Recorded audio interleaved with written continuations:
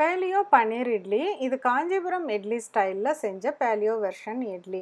என்னதான் fat items, non veg எல்லாமே சாப்பிடலாம் அப்படின்னு சொன்னால் கூட நம்மளோட இட்லி தோசையை எந்த டயட்லேயுமே ரொம்ப மிஸ் பண்ணுவோம். கண்டிப்பாக இது வந்து செஞ்சு பாருங்கள். இதுக்கு தேவையான பொருட்கள் 200 கிராம்ஸ் பன்னீர். இதை நல்லா வந்து பொடிச்சு வச்சுக்கணும். அதுக்கப்புறமேலு ஒரு 1/2 கப் ஃப்ரெஷ் கோகோனட் துருவினது, அதையும் ட்ரையாக அப்படியே அரைச்சி தனியாக எடுத்து வச்சுக்கலாம். இப்போ 2 எக்ஸ் பீட் பண்ணது, அதை நல்லா வந்து ஒரு ஃபோர்க் வச்சு பீட் பண்ணிவிட்டு அதையும் எடுத்து வச்சுக்கலாம். இப்போ பொடிச்சு வச்சுருக்க அந்த பன்னீர் கூட கோகோனட்டையும் அந்த பீட் பண்ணி வச்சுருக்க எக்ஸையும் ஆட் பண்ணிவிட்டு நல்லா மிக்ஸ் பண்ணி எடுத்து வச்சுக்கலாம். இந்த மூணுமே நல்லா கலக்கிற மாதிரி மிக்ஸ் பண்ணிக்கணும். இதுக்கு என்னென்ன ஸ்பைசஸ் போடணும் அப்படின்ட்டு பார்க்கலாம்.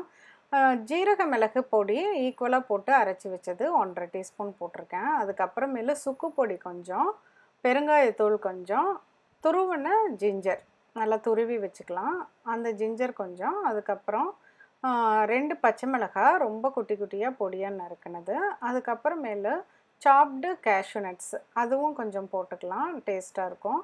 அப்புறம் பொடியாக நறுக்குன கருவேப்பிலையும் கொஞ்சம் உப்பும். இப்போ இதை போட்டுட்டு நல்லா வந்து அந்த ஸ்பைசஸ் வந்து பன்னீரோட மிக்ஸ் ஆகணும். மிக்ஸ் ஆகிற மாதிரி கலக்கிக்கலாம்.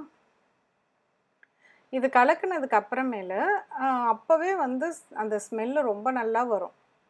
இப்போ இதில் ஒரு இட்லி தட்டு எடுத்துகிட்டு அதை கீ போட்டு நல்லா தடவிட்டு அந்த மிக்சர் எடுத்து இதை ஃபில் பண்ணிக்கலாம். இப்போ ஜஸ்ட் இப்படியே வைக்கக்கூடாது. எப்போவுமே இட்லி செய்கிறப்ப இந்த ஸ்டைலில் வந்து செய்கிறப்ப லைட்டாக வந்து அந்த பன்னீர் மிக்சரை போட்டுட்டு லைட்டாக பேட் பண்ணி விடணும். ரொம்ப ப்ரெஷர் கொடுக்கக்கூடாது. லைட்டாக இப்படி ப்ரெஸ் பண்ணி விட்டால் போதும். அப்போ தான் அந்த ஷேப் வந்து கரெக்டாக வரும்.